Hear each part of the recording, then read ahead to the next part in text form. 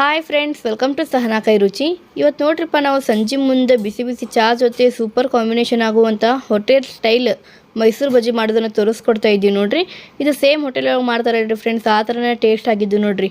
ಹೊರಗಡೆ ಕ್ರಿಸ್ಪಿಯಾಗಿ ಒಳಗಡೆ ಸಾಫ್ಟಾಗಿ ಬಾಂದ್ರೆ ಮಸ್ತಾಗಿ ರೆಡಿ ಆಗಿದ್ದೀವಿ ರೀ ಫ್ರೆಂಡ್ಸ್. ಇವು ಅದಕ್ಕೋಸ್ಕರ ನೋಡ್ರಿ ನಮ್ಮ ವಿಡಿಯೋನ ಒಂದು ಸ್ವಲ್ಪನೂ ಸ್ಕಿಪ್ ಮಾಡ್ತೀವಿ ನೋಡ್ರಿ. ಅಂದ್ರೆ ನೀವು ಕೂಡ ಮನೆಯೊಳಗೆ ನೋಡ್ರಿ ಹೋಟೆಲ್ ಸ್ಟೈಲ್ ಮೈಸೂರು ಬಜ್ಜಿ ಮಾಡ್ಕೊಂಡು ತಿನ್ಬೋದು ನೋಡ್ರಿ. ಹಾಗೆ ಯಾರೆಲ್ಲ ಹೊಸದಾಗಿ ನಮ್ಮ ಚಾನಲ್ ನೋಡತ್ತಿರಲ್ರಿ, ಪಟ ಅಂತೇಳಿ ನಮ್ಮ ಚಾನಲ್ಗೆ ಸಬ್ಸ್ಕ್ರೈಬ್ ಮಾಡ್ಕೋರಿ. ಬರ್ರಿ ಇವಾಗ ಈ ಮೈಸೂರು ಬಜ್ಜಿ ಯಾವ ಥರ ಮಾಡೋದು, ಸಾಮಗ್ರಿಗಳು ಏನು ಬೇಕಂತ ನೋಡೋಣ. ಇವಾಗ ಮೈಸೂರು ಬಜ್ಜಿ ಮಾಡ್ಕೊಳಕ್ಕೆ ನೋಡ್ರಿ, ನಾವು ಮೊದಲಿಗೆ ಮೇನ್ ಏನು ಬೇಕಂತಂದ್ರೆ ಮೈದಾ ಹಿಟ್ಟು ಬೇಕು ನೋಡ್ರಿ. ದೊಡ್ಡ ಕಪ್ಲಿಂದ 1 ಕಪ್ ಆಗೋಷ್ಟು ಮೈದಾ ಹಿಟ್ಟು ತೊಗೊಂಡೇನ್ರಿ. ಮೊಸರು ತೊಗೊಂಡೈತೆ ನೋಡ್ರಿ, 1 ಕಪ್ ಆಗೋಷ್ಟು ಮೊಸರು ಐತ್ರಿ. ಇದು ಜೀರಿಗೆ, ಹಸಿಮೆಣಸಿನ್ಕಾಯಿ, ಹಾಗೇನೆ ಶುಂಠಿ ನೋಡ್ರಿ ಸಣ್ಣಗೆ ಕಟ್ ಮಾಡಿ ತೊಗೊಂಡೈತ್ರಿ. ಸಕ್ಕರೆ ತೊಗೊಂಡೈತೆ ನೋಡ್ರಿ. ಅಕ್ಕಿ ಹಿಟ್ರಿ 1-3 ಸ್ಪೂನ್ ಆಗೋಷ್ಟು ಐತ್ರಿ. ಇದು ಉಪ್ಪು ರೀ, ರುಚಿಗೆ ತಕ್ಕಷ್ಟು ಉಪ್ಪು. ಹಾಗೇನೆ ಸೋಡಾ ನೋಡ್ರಿ, ಅಡುಗೆಗೆ ಯೂಸ್ ಮಾಡ್ತೀವಲ್ರಿ ಸೋಡಾ, ಆ ಸೋಡಾ ರೀ. ಹಸಿ ಕೊಬ್ಬರಿ, ಕೊತ್ತಂಬರಿ, ಹಾಗೇನೆ ಕರಿಬೇವು ನೋಡ್ರಿ. ಇದನ್ನೆಲ್ಲ ಪೂರ್ತಿ ಸಣ್ಣಗೆ ಕಟ್ ಮಾಡಿ ತೊಗೊಂಡೈತ್ರಿ. ಈಗ ಮೈಸೂರು ಬಜ್ಜಿ ಮಾಡೋದಕ್ಕೆ ನಾವು ಫಸ್ಟ್ ಬ್ಯಾಟರ್ ಕಲಿಸ್ಕೋಬೇಕ್ರಿ. ಅದಕ್ಕೆ ಏನ್ ಮಾಡೋಣ, ಫಸ್ಟ್ ಮೊಸರು ಹಾಕೊಳ್ಳೋಣ್ರಿ. ಇದು ಮೊಸರು ಐತಲ್ಲ, ಫ್ರಿಜ್ನಲ್ಲಿ ಮೊಸರು ಹಾಕೋಬಾರ್ದ್ರಿ. ಈ ತರ ಹುಳಿ ಆಗಿರುವಂತಹ ಮೊಸರು ಇದ್ರೆ ಬಹಳ ಟೇಸ್ಟ್ ರೀ. ಮೈಸೂರು ಬಜ್ಜಿಗೆ ಹುಳಿ ಆಗಿರುವಂತಹ ಮೊಸರು ಇರ್ಬೇಕ್ರಿ, ಅಂದ್ರೆ ಅದ್ರ ಟೇಸ್ಟ ಬೇರೆ ಆಗತ್ರಿ. ಈಗ ನಾವು ಎಷ್ಟು ಕಪ್, ಯಾವ ಕಪ್ಪಿಂದ ನಾವು ಮೊಸರು ಹಾಕಿರ್ತೇವಲ್ಲ ಆ ಕಪ್ಪಿಂದನೇ 2 ಕಪ್ ಆಗುವಷ್ಟು ಮೈದಾ ಹಿಟ್ಟು ಹಾಕೋಬೇಕ್ರಿ. ಅಂದ್ರೆ ಅದ ಅಳತೆ ಕರೆಕ್ಟ್ ಆಗಿ ಬರ್ತೈತ್ರಿ.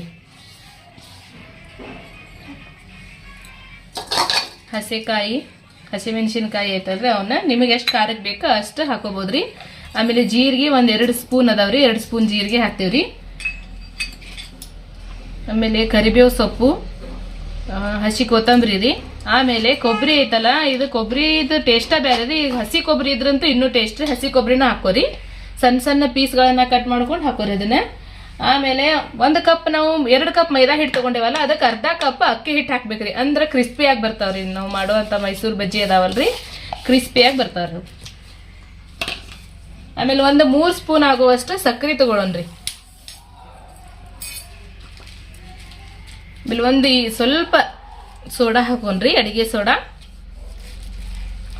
ಆಮೇಲೆ ರುಚಿಗೆ ತಕ್ಕಷ್ಟು ಉಪ್ಪು ಹಾಕೊಳ್ಳೋಣ್ರಿ. ಈಗ ಮೈಸೂರು ಬಜ್ಜಿಗೆ ಮೇಲೆ ಏರ್ ಬಬಲ್ಸ್ ಬರಬಾರ್ದು, ಸಾಫ್ಟ್ ಆಗಿ ನೈಸ್ ಆಗಿ ಬರ್ಬೇಕು ಅಂತ ಹೇಳಿದ್ರೆ ಅದಕ್ಕೆ ಸ್ವಲ್ಪ 1 ಸ್ಪೂನ್ ಆಗುವಷ್ಟು ಅಡುಗೆ ಎಣ್ಣೆ ಹಾಕೊಳ್ಳೋಣ್ರಿ. ಅದಕ್ಕೆ ಈಗೆಲ್ಲ ಸ್ವಲ್ಪ ಚಂದಾಗಿ ಬ್ಯಾಟ್ರಿ ಫಸ್ಟ್ ಮಿಕ್ಸ್ ಮಾಡ್ಕೊಳ್ಳೋಣ್ರಿ. ಆ ಮೊಸರಿಗೆ ಅದು ಹಿಟ್ಟು ಎಷ್ಟು ಕೂಡ್ಕೊಂತೈತಲ್ಲ ಅಷ್ಟೆಲ್ಲ ಪೂರ್ತಿ ಬ್ಯಾಟ್ರಿ ಮಿಕ್ಸ್ ಮಾಡ್ಕೊಳ್ಳೋಣ. ಆಮೇಲೆ ನಮ್ಮ ಹದಕ್ಕೆ ತಕ್ಕಂಗೆ ಬಜ್ಜಿ ಬಿಡಾಕ್ ಬೇಕಾಗಿರುವಂತ ಹದಕ್ಕೆ ತಕ್ಕಂಗೆ ನೀರು ಹಾಕ್ಬೇಕ್ರಿ. ಅದು ಫಸ್ಟ್ ಎಲ್ಲ ಕಲಿಸ್ಕೊಂಡಾದ್ಮೇಲೆ ಎಷ್ಟು ಬೇಕಷ್ಟು ನೀರು ಹಾಕ್ಬೇಕಾಗ್ತೈತ್ರಿ ಇದಕ್ಕೆ.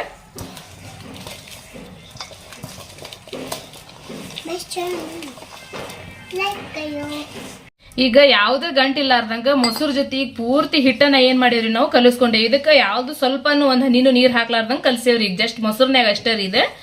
ಇದಕ್ಕೆ ಏನ್ ಮಾಡೋಣ್ರಿ, ಈಗ ಒಂದ್ ಸ್ವಲ್ಪ ನಮ್ಗೆ ಬಜ್ಜಿ ಬಿಡೋದಕ್ಕ ಸ್ವಲ್ಪ ಸಹಾಯ ಆಗ್ಲಿ ಅಂತ ಹೇಳಿ 1 ಅರ್ಧ ಗ್ಲಾಸ್ನಷ್ಟು ನೀರ್ ಹಾಕಿ ಕಲ್ಸೋಣ್ರಿ ಇದನ್ನ. ಫಸ್ಟ್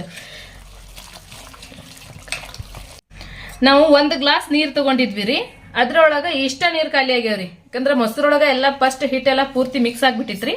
ಸ್ವಲ್ಪ ನೀರ್ ಹಾಕಿದ್ವಂದ್ರ ಈ ತರ ನಾವು ಹಿಂಗ ಬಿಡ್ತೇವೆ ಬ್ಯಾಟರ್ ಅಂದ್ರೆ ಈ ತರ ಬಿಡ್ಬೇಕ್ರಿ.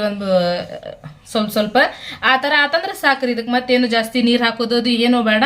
ಇದಿಷ್ಟ ಹಾಕಿ ಇದನ್ನ ಈಗ 2-3 ಗಂಟೆಗಳ ಕಾಲ ಏನ್ ಮಾಡೋಣ್ರಿ, ಮುಚ್ಚಿಡೋಣ್ರಿ.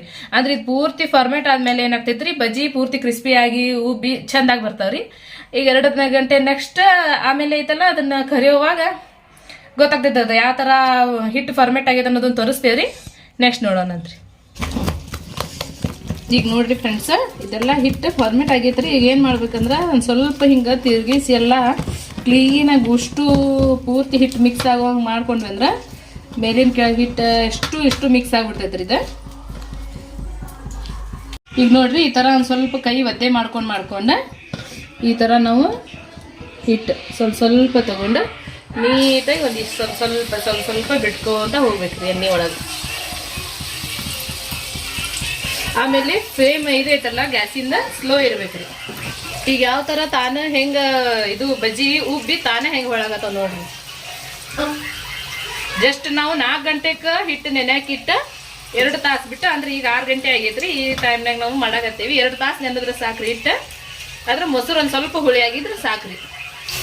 ನೋಡ್ರಿ, ಹಿಂಗ ಫುಲ್ ರೊಟೇಟ್ ಮಾಡ್ಬೇಕ್ರಿ. ಇವನ್ನ ಈ ಥರ ರೊಟೇಟ್ ಮಾಡೋದ್ರಿಂದ 4 ಕಡೆಯಿಂದನೂ ಕ್ಲಿಯರ್ ಆಗಿ ಫ್ರೈ ಆಗ್ತಾವ್ರಿ ಅವು, ಒಳಗೆ ಯಾವುದು ಹಸಿ ಹಿಟ್ಟು ಉಳಿಯೋದಿಲ್ಲ.